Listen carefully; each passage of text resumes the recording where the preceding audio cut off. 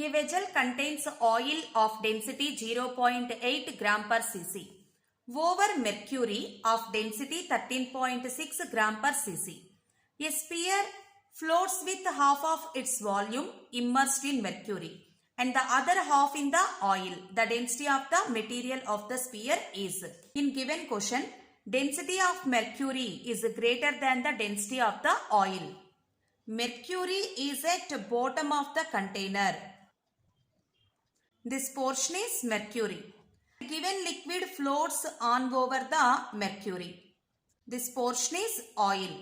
Here density of oil is less than the density of mercury. Oil density 0.8 gram per cc and density of mercury is 13.6 gram per cc.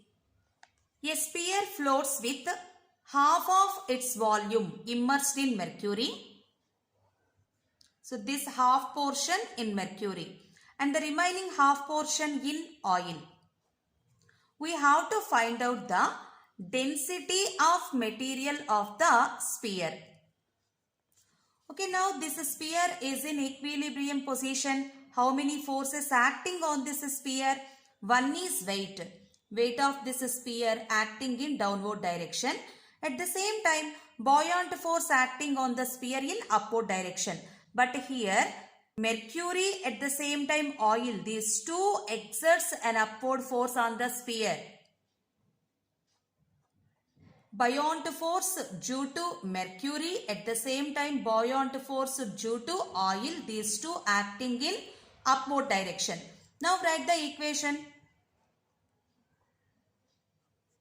Upward force due to oil plus upward force due to mercury is equals to weight of the sphere. So now buoyant force due to oil, density of oil and volume of the sphere inside the oil into acceleration due to gravity. Here density of mercury and volume of the sphere inside the mercury into acceleration due to gravity.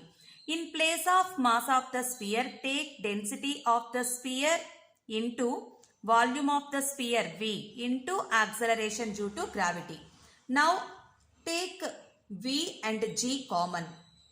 In place of density of oil, substitute 0.8 by 2 plus density of mercury 13.6 by 2.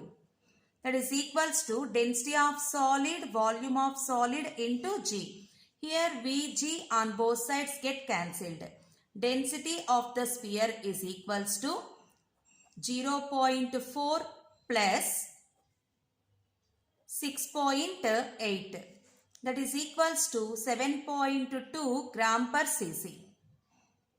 So density of the sphere is equals to 7.2 gram per cubic centimeter. Second option is correct.